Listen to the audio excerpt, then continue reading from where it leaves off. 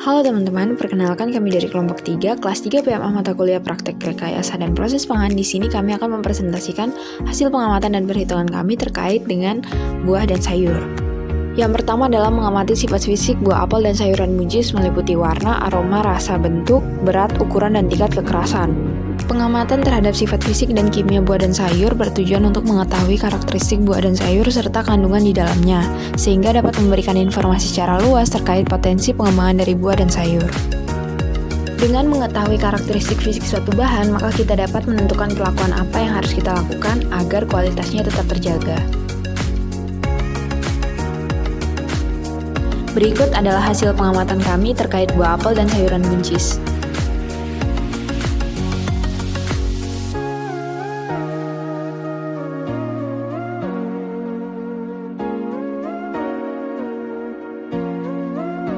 Perhitungan edible portion bertujuan untuk mengetahui berat dari buah dan sayur yang bisa dimakan. Data berat bahan yang dapat dimakan juga dapat menggambarkan deskripsi bahan makanan.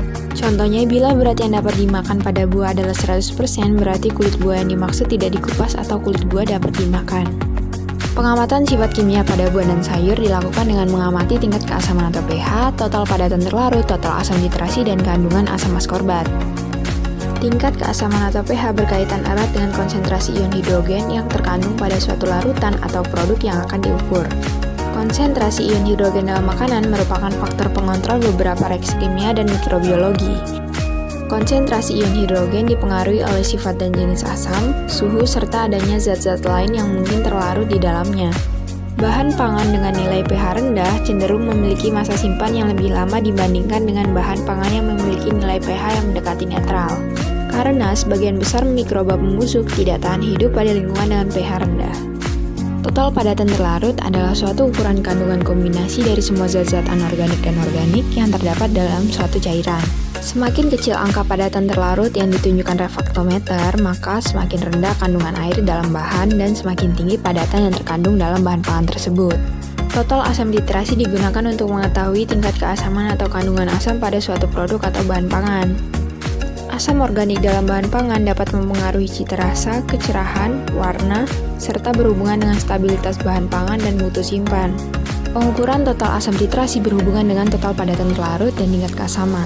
Semakin tinggi TAT, maka semakin besar pula nilai tingkat keasaman, karena berbanding lurus. Begitu pula sebaliknya. Selanjutnya ada penentuan kandungan asam askorbat menggunakan titrasi iodometri. Titrasi ini menggunakan baku iodin digunakan untuk senyawa-senyawa yang bersifat reduktor yang cukup kuat seperti vitamin C.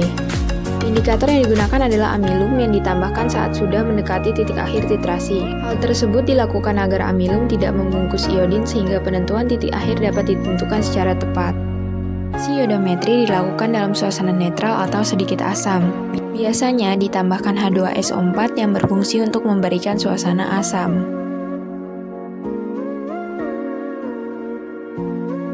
Pengaruh etilen pada pematangan buah-buahan. Buah masak atau matang melepaskan etilen paling tinggi, ditambah lagi luka akibat pengupasan dan pemotongan yang menyebabkan pelepasan etilen semakin besar dan berlanjut.